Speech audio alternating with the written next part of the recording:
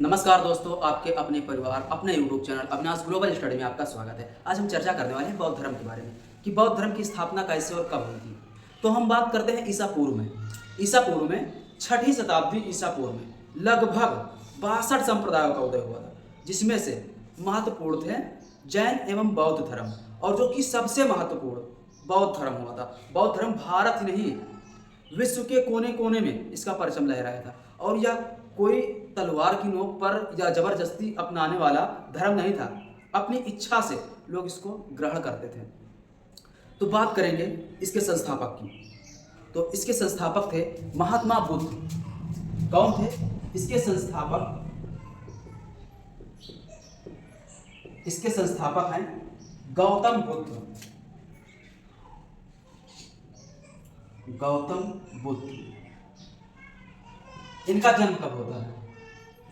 इनका जन्म 563 ईसा पूर्व। 563 ईसा पूर्व में कपिलवस्तु के समीप, नेपाल के तराई क्षेत्र में कपिलवस्तु के समीप लुम्बिनी नामक ग्राम में हुआ था। कहाँ पे हुआ था? लुम्बिनी नामक ग्राम में हुआ था। अब इनके पिता का क्या नाम था? इनके पिता थे शुद्धोधन। और हाँ, इनके जन्म के समय दो ऋषि थे। इनके जन्म के समय दो ऋषि कालदेव। कौन कौन? कालदेव और कौंडिन्य। कालदेव और कौंडिन्य नामक दो ऋषि थे। इन्होंने महात्मा बुद्ध के जन्म के समय कालदेव और कौंडिन्य नामक दो ऋषि थे। इन्होंने भविष्यवाणी की कि आपका, शुद्धोधन से कहा, आपका बेटा या तो सम्राट बनेगा और या तो सन्यासी बनेगा। तो पहली बात से तो बहुत ही खुश हुए, लेकिन सन्यासी वाली बात आई तो इन्होंने बहुत ही आश्चर्यचकित हो गए और बहुत ही परेशान हो गए। तो उन्होंने हर संभव प्रयास किया, शुद्धोधन ने हर संभव प्रयास किया कि मेरा बेटा सन्यासी ना बने। घर के अंदर ही बहुत सारी सुख सुविधाएं दी, और इसी के चलते इन्होंने इनका विवाह बहुत ही कम आयु में कर दिया, 16 वर्ष की आयु में कर दिया। लेकिन जिसको जहां जाना है, जिसका नसीब जहां लेकर जाएगा वहां जाएगा। तो शुद्धोधन किस कुल के थे? शाक के कुल के थे। कौन से कुल के थे? शाक के। शाक के कुल।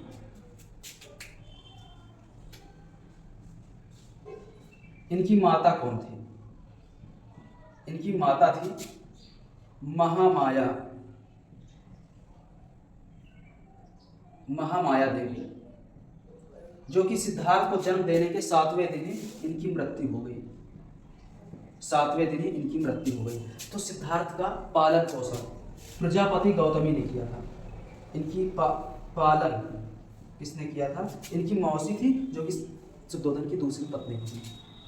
प्रजापति गौतमी ने किया था। ठीक, प्रजापति गौतमी ने। और इनके बचपन का नाम क्या था? इनके जो बचपन का नाम था, इनके बचपन का नाम सिद्धार्थ था।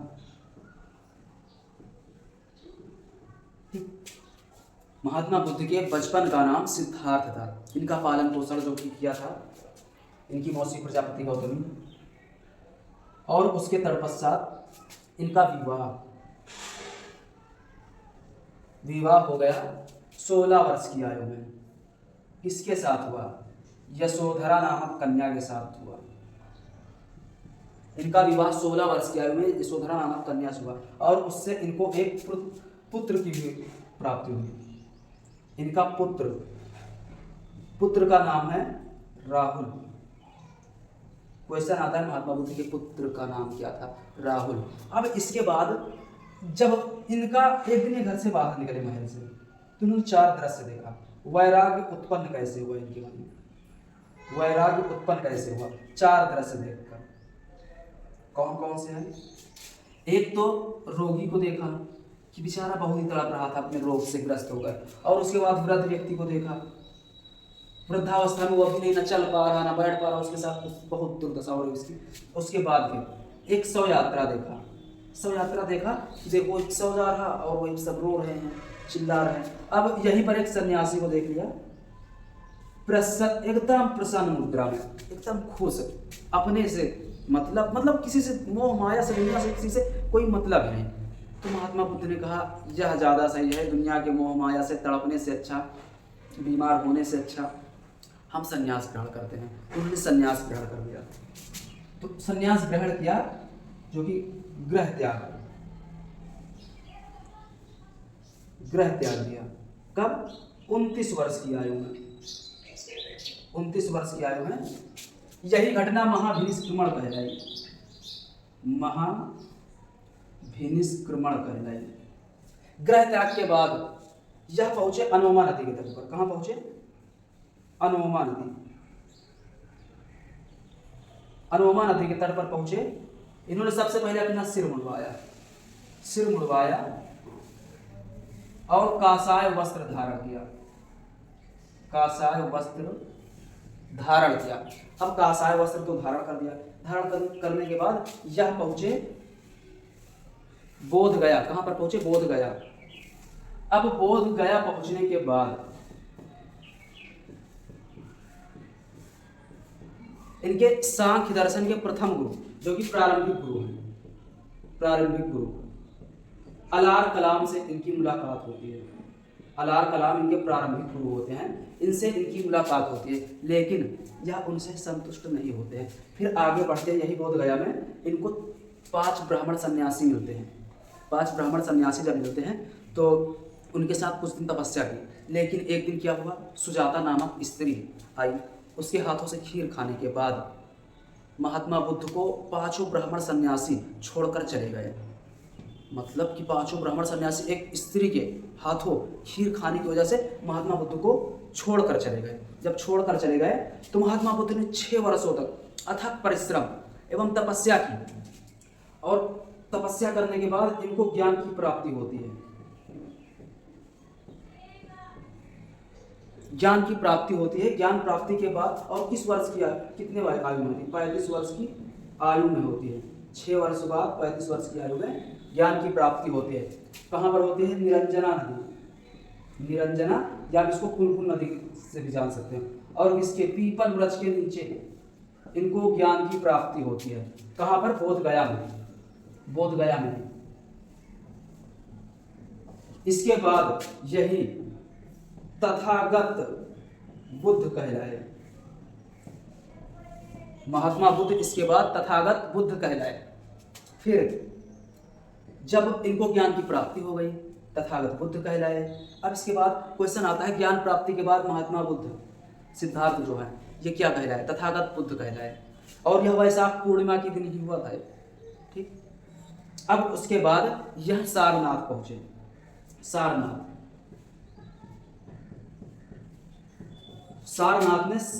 में सर्वप्रथम उपदेश दिया, और यह उपदेश की घटना धर्मचक्र परिवर्तन कहलाई।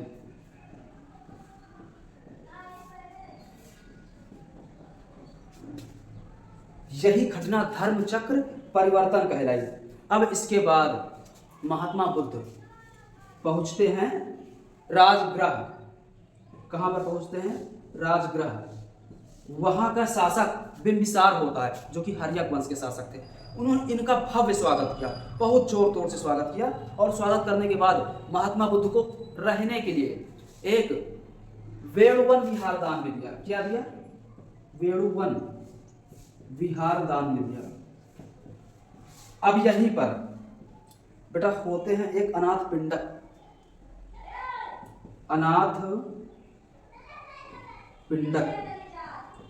इन्होंने भी एक जेतुवन विहार दान में दिया। अब इसके बाद महात्मा बुद्ध 2 शूद्र बंजारे होते हैं, उनको सर्वप्रथम अपना अनुयायी बनाया। तपस्य और कल्लिक सर्वप्रथम अनुयायी। इसको मिटा देते हैं कुछ, ठीक, रिवाइज करा देते हैं। संस्थापक गौतम बुद्ध, जन्म 563 ईसा पूर्व लुम्बिनी। जन्म के पश्चात 2 ऋषि थे, कालदेव और कौंडिन्य, इन्होंने सम्राट या सन्यासी होने की कल्पना की। इनके पिता होते जो कि सुद्धोधन शाह के कुल के होते हैं। इनकी माता महामाया देवी, जन्म के 7वें दिन इनकी मृत्यु है। इनके बचपन का नाम सिद्धार्थ है। इनका पालन पोषण प्रजापति गौतमी करती, इनकी मौसी है। इनका विवाह 16 वर्ष की आयु में यशोधरा नामक कन्या से होता है। इनका एक जो पुत्र है राहुल। 4 दृश्य देखकर इनके मन में वैराग्य उत्पन्न हुआ। रोगी, वृद्ध व्यक्ति, शव यात्रा, सन्यासी। गृह त्याग दिया। 29 वर्ष की आयु में महावीर निष्क्रमण, अनुमा नदी तक परिषद मुड़वाया और कासाय वस्त्र धारण किया। प्रारंभिक गुरु अलार कराम थे। 35 वर्ष की आयु में बोध गया में निरंजना पुलपुल नदी के तट पर पीपल वृक्ष के नीचे ज्ञान की प्राप्ति होती थी। तथागत बुद्ध कहलाते हैं। और सारनाथ में इन्होंने सर्वप्रथम उपदेश दिया, जो कि धर्म चक्र परिवर्तन कहलाई यह घटना। और राजगृह पहुंचे तो बिंबिसार वहां के शासक थे, जोर तोड़ से स्वागत किया, बहुत ही जोरों से स्वागत किया। अब उसके बाद इनको वेणुवन विहार भी ध्यान में दे दिया। अनाथ पिंडक वहीं पर उन्होंने जेतवन विहार दान में दे दिया। अब इसके पश्चात हम बात करेंगे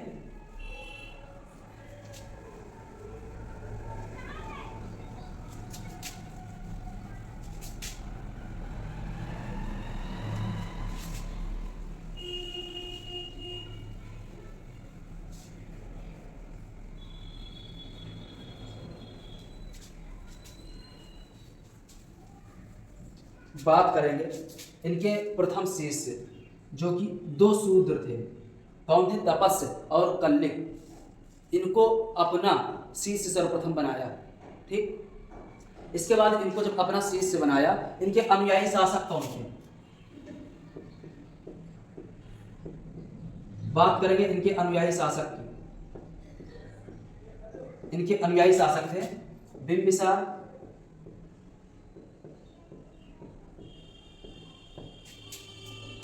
और अजातशत्रु,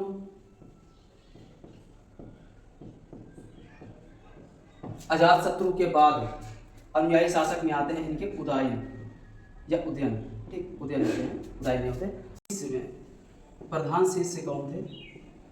ठीक, प्रधान शिष्य थे आनंद और उपाली। कौन थे? आनंद और उपाली। इनके कहने पर सर्वप्रथम संघ में महिलाओं को प्रवेश दिया। संघ में महिलाओं को प्रवेश दिया। महिलाओं को प्रवेश, और सर्वप्रथम जिसको प्रवेश दिया प्रजापति गौतमी थी। प्रजापति गौतमी और वैशाली की नगरवधु। ठीक, वैशाली की नगरवधु आम्रपाली थी। वैशाली की नगरवधु आम्रपाली। अब इनके अनुयायी में बहुत ही महत्वपूर्ण अंगुलीमाल। अंगुलीमाल कैसे महात्मा बुद्ध के अनुयायी बने? एक बार की बात है, अंगुलीमाल जिस क्षेत्र में रहता था, उस क्षेत्र से महात्मा बुद्ध गुजर रहे थे। तो लोग उनको देखकर मतलब घबराए हुए थे। और महात्मा बुद्ध ने कहा, क्या हुआ, क्यों इतना घबराए हुए हो? तो लोगों ने कहा, यहाँ एक डाकू रहता है अंगुलीमाल, जो कि लोगों के पकड़कर अंगुली काटकर उनको मार देता है और अंगुली काटकर अपने गले में पहन लेता है। फिर भी महात्मा बुद्ध उसी रास्ते से गए जिस रास्ते में अंगुलीमाल रहता था, जिस जंगल में। तो अंगुलीमाल रास्ते में महात्मा बुद्ध को मिल गया और उसने कहा, ओए रुको यहाँ। महात्मा बुद्ध फिर नहीं रुके। ओए सन्यासी रुको, फिर भी नहीं रुके। उसके बाद दौड़ा दौड़ा पीछा करते हुए जाता है, कहता है, क्या हुआ, सुनाई नहीं पड़ रहा है, हम तुमको रोक रहे हैं। तो महात्मा बुद्ध कहते हैं, हम तो रुके हुए हैं, तुम कब रुकोगे? तो अंगुलीमाल कहता है कि मैं क्यों रुकूं? अरे हम काहे रुकें? हम दुनिया के सबसे शक्तिशाली इंसान हैं और सबसे शक्तिशाली इंसान हैं, हम नहीं रुक सकते। तो महात्मा बुद्ध ने कहा, अच्छा बहुत शक्तिशाली, हम कैसे यकीन कर लें कि तुम बहुत शक्तिशाली हो? तो अंगुलीमाल हंसता हुआ कहता है, बताओ क्या करें, बताओ। तो महात्मा बुद्ध कहें, ठीक है, एक काम करो, वो जो पेड़ दिखाई पड़ रहा है उसके टहनी तोड़ लाओ। तो अंगुलीमाल हंसकर बोला, कैसी बात कर रहे हो, एक टहनी नहीं मैं तोड़ सकता। तो महात्मा बुद्ध ने कहा, जाओ तोड़ कर तो लाओ। उसने कहा, ठीक है, मैं पूरा पेड़ तोड़ कर लाता हूँ, उखाड़ कर लेके आता हूँ। तो गया, एक टहनी तोड़ लाया। कह लियो, टहनी तोड़ दिया, अब बताओ क्या करें? सिद्ध होगा कि हम शक्तिशाली हैं। तो महात्मा बुद्ध ने कहा अब जाए इसका जोड़ के आओ। तो अंगुलीमाल कहता है ये कैसी मूर्खता भरी बात कर रहे हो, अब इस टहनी को कैसे जोड़ा जा सकता है। तो महात्मा बुद्ध कहते हैं जब तुम एक टहनी जोड़ नहीं सकते हो तो इसका तोड़े के अधिकार को देश नहीं। मतलब तुम वो क्या कर बोला, कुछ नहीं, मतलब कि कैसे यार क्या करें, बहुत ही सिद्धि है। तो अंगुलीमाल के हृदय में वहीं से परिवर्तन हुआ और परिवर्तन होने के बाद उसने बौद्ध धर्म धारण कर दिया और महात्मा बुद्ध का अनुयायी बन गया। ठीक, महात्मा बुद्ध का अनुयायी बन गया। तो अंगुलीमाल भी महात्मा बुद्ध का अनुयायी बन गया। अब इसके बाद महात्मा बुद्ध सर्वाधिक उपदेश कहां पर देते हैं? सर्वाधिक उपदेश श्रावस्ती में। क्वेश्चन आता है महात्मा बुद्ध सर्वाधिक उपदेश कहां देते हैं? श्रावस्ती। और यहीं पर सबसे ज्यादा अपना जीवन व्यतीत किया था, श्रावस्ती में। अब इसके बाद श्रावस्ती में अपना उपदेश दिया। इन्होंने अंतिम उपदेश किसे दिया? अंतिम उपदेश कुशीनारा में सुभज्ज को दिया था। किसको दिया था? सुभज्ज को। और इसके बाद इनकी मृत्यु कहाँ पर होती है? इनकी मृत्यु कुशीनारा में हिरण्यमती, कुशीनारा में हिरण्यमती नदी के तट पर इनकी मृत्यु होती है। और यह घटना क्या कहलाती है? महापरिनिर्वाण। और इनकी मृत्यु के बाद इनके अवशेषों को, जो इनकी मृत्यु होती है, मृत्यु के बाद इनका जो अस्थि होता है, इनकी अस्थियों के अवशेष को 8 भागों में विभाजित किया जाता है और अलग अलग जगह पर स्तूप का निर्माण किया जाता है। ठीक, अलग अलग जगह पर स्तूप का निर्माण किया जाता है। अब इसके बाद हम बात करेंगे बौद्ध धर्म के त्रिरत्न कि त्रिरत्न क्या है, अष्टांगिक मार्ग क्या है और त्रिरत्न क्या है। इन सभी के बारे में बात करेंगे।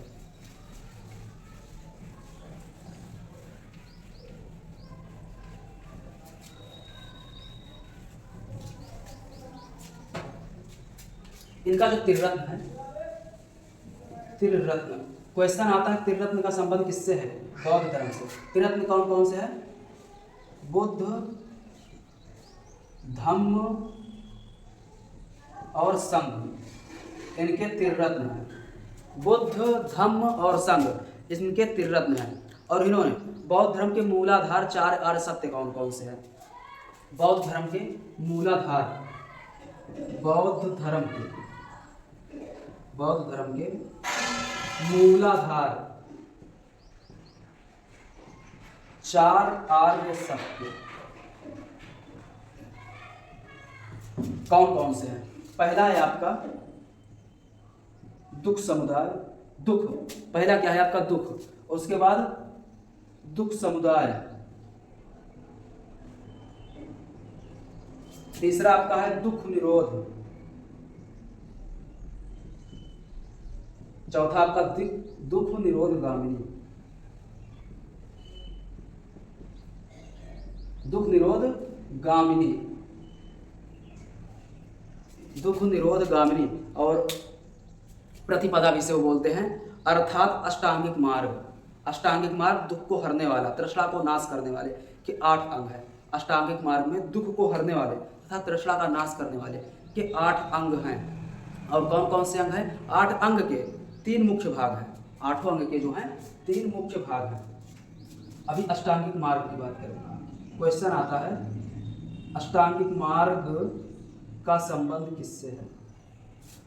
अष्टांगिक मार्ग 8, इसको भिक्षुओं का कल्याण मित्र कहा जाता है। क्या? भिक्षुओं का कल्याण मित्र। अष्टांगिक मार्ग को ही भिक्षुओं का कल्याण मित्र कहा जाता है। इसी को अष्टांगिक मार्ग को भिक्षुओं का कल्याण मित्र कहा जाता है। और कौन कौन से हैं जो कि आपके अष्टांगिक मार्ग हैं?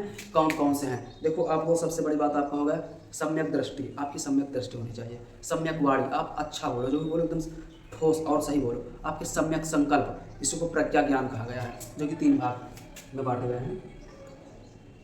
सम्यक दृष्टि, आपकी दृष्टि अच्छी होनी चाहिए। सम्यक वाक, या इसको आप वाणी भी बोल सकते हैं। सम्यक संकल्प, सम्यक संकल्प, इसको क्या बोलते हैं? प्रज्ञावान।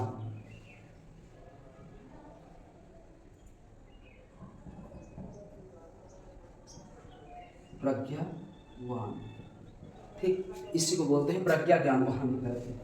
प्रज्ञा ज्ञान, ठीक। अब उसके बाद 3 ये हो गए। अब 3 की बात करेंगे। सम्यक क्रमांत हो गया, सम्यक आजीव हो गया, सम्यक व्यायाम, ठीक। सम्यक क्रमांत, सम्यक आजीव, सम्यक व्यायाम।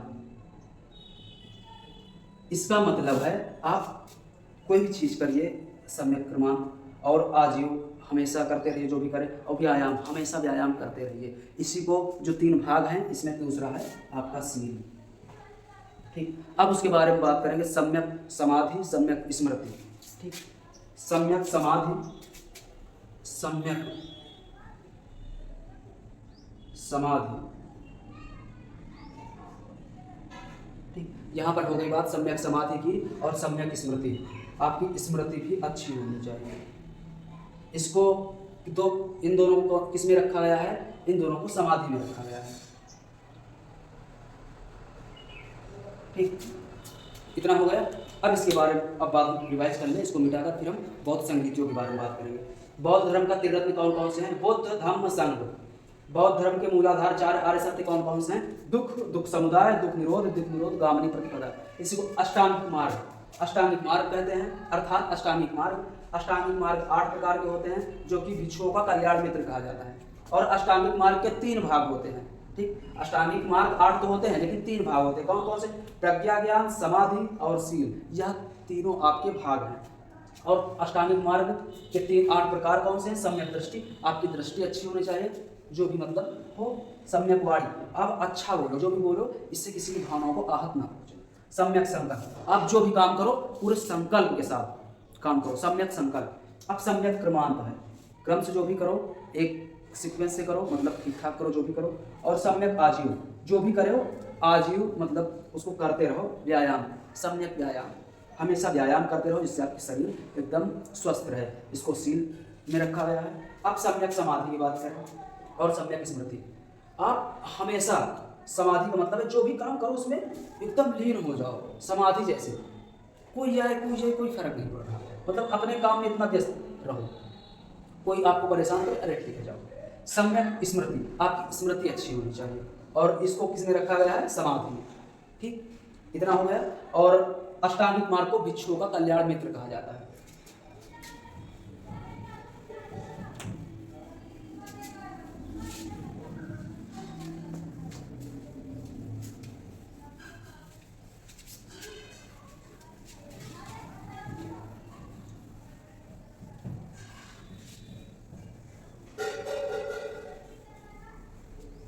ये हो गया।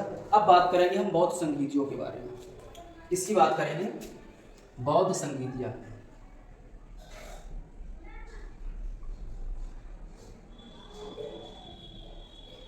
बौद्ध संगीतियाँ, कितनी संगीतियाँ होती बौद्ध में? 4 संगीतियाँ हुई थी। कितनी? 4। सबसे पहले संगीति कहाँ पर हुई थी? राजगृह में। सर्वप्रथम सबसे पहली संगीति राजगृह में हुई थी। कब हुई थी? 483 ईसा पूर्व में। 483। अजातशत्रु उस समय शासक थे, और इस समय इसके अध्यक्ष कौन थे? महाकश्यप। कौन थे? महाकश्यप।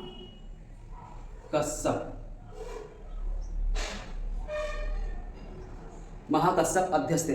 अब इसका उद्देश्य क्या था? क्योंकि सिंपल सी बात है, एक उद्देश्य होता था, कोई भी संगीति हो उसका उद्देश्य होता था, ठीक। संगीतियों का एक उद्देश्य होता था। उद्देश्य यह था कि जो महात्मा बुद्ध के जो उपदेश थे, उपदेशों को 2 भागों में विभाजित किया जाना था। कौन से? विनय पिटक और सुक्त पिटक। कौन से? विनय पिटक और सुक्त पिटक। इनको दो भागों में विभाजित करना था। अब इसके बाद बात करेंगे दूसरी संगीति। दूसरी संगीति आपकी होती है वैशाली। कहाँ पर? वैशाली। 383 ईसा पूर्व, 383 ईसा पूर्व। और किसके शासनकाल में? साबक, वो कौन थे? कालाशोक थे। कालाशोक के शासनकाल में। इस समय इसके अध्यक्ष कौन थे? साबक मीर, या सर्वकामनी बोलते हैं, साबक मीर। इसी को सर्वकामनी भी कहीं कहीं मिलता है। और इसका उद्देश्य क्या था? क्योंकि सभी चीज का एक उद्देश्य होता है, और उसका उद्देश्य यह था कि बौद्ध धर्म को स्थापित एवं महासंदिग्ध में व्यक्त करना था। स्थापित एवं महासंदिग्ध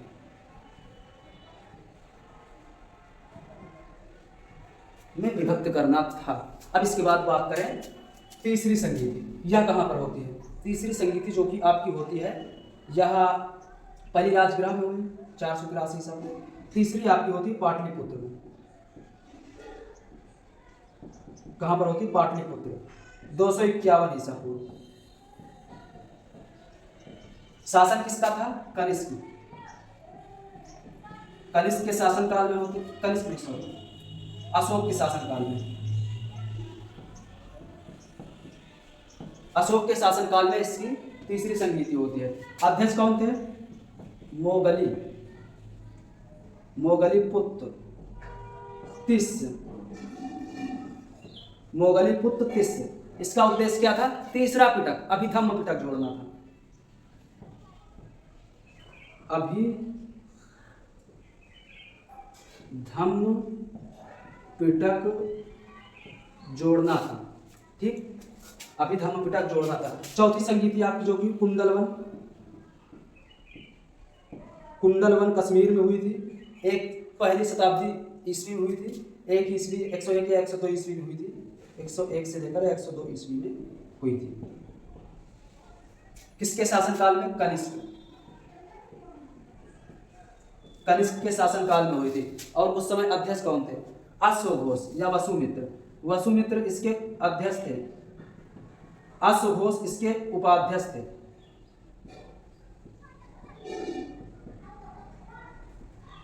और इसका उद्देश्य क्या था? इसका उद्देश्य क्या था कि बौद्ध धर्म को दो भागों में विभक्त करना, हीनयान और महायान। उद्देश्य था हीनयान एवं महायान। हीनयान और महायान में विभक्त करना था। अब जो भी मेन था वो खत्म हो गया। बौद्ध संगीतियों को रिवाइज कर लेते हैं। राजग्राम पहली संगीति 483 ईसा पूर्व। अजातशत्रु के शासनकाल में महाकश्यप थे। कौन थे? अध्यक्ष थे। उद्देश्य विनय पिटक और सुक्त पिटक में बुद्ध के उपदेशों को विभक्त करना था। वैसे दूसरी संगीति वैशाली में 383 ईसा पूर्व, कालाशोक के शासनकाल में जो कि शिशुनाग वंश के थे और साबक मीर अध्यक्ष थे। उसका उद्देश्य स्थापित और महासंधि में विभक्त करना था। पाटलिपुत्र में तीसरी संगीति हुई 251 ईसा पूर्व। अशोक मौर्य वंश के शासक थे। ठीक, और मोगलीपुत्र तिस्य इसके अध्यक्ष थे। इसमें अभिधम्म पिटक जोड़ा गया। चौथी बौद्ध संगीति कुंडलवन कश्मीर में हुई 101 से 102 ईस्वी। कनिष्क शासक थे, कनिष्क का शासन था। वसुमित्र इसके अध्यक्ष थे, उपाध्यक्ष अश्वघोष थे। इसका उद्देश्य हीनयान और महायान में विभक्त करना था। अब हम बात करेंगे कुछ अन्य चीजों के बारे में। जैसे महात्मा बुद्ध को लाइट ऑफ एशिया के नाम से जाना जाता है, और लाइट ऑफ एशिया, एशिया का ज्योति पुंज के नाम से जाना जाता है। और एक बात ये थी, महात्मा बुद्ध जो थे ये अपने घर को छोड़कर गए बिना किसी से बताए हुए। उस समय तो वह सफलता को प्राप्त हुई, लेकिन आज के समय जो बहुत लोग बौद्ध धर्म से प्रभावित होकर जो अपने घर को छोड़ते हैं, गृह त्याग करते हैं, सभी लोग बुद्ध नहीं बन सकते। और आज के समय में तो बिल्कुल ही नहीं। इससे अपने घर वालों को आप कष्ट देते हो। वह एक राजा के पुत्र थे। आपके मन में वैराग्य और मोह माया कब उत्पन्न होगा? आपको सभी चीज़ों का सुख प्राप्त हो चुका हो तो अभी आप बुद्ध कैसे बन सकते हो? आपके मन में लालसा है पैसे की, बड़े सारे घर की, तब गाड़ियाँ और कार वगैरह होती नहीं। आज तो आपके पास जितना पैसा उतना कम, आपके अंदर लालच ही लालच होगा। आप बुद्ध कभी नहीं बन सकते। कोई चाहकर भी बुद्ध नहीं बन सकता। ठीक है। और जो आप अपने घर को छोड़ते हो, जो काफ़ी कम उम्र के बच्चे होते हैं, इससे उनके घर वालों को दिक्कत होती है।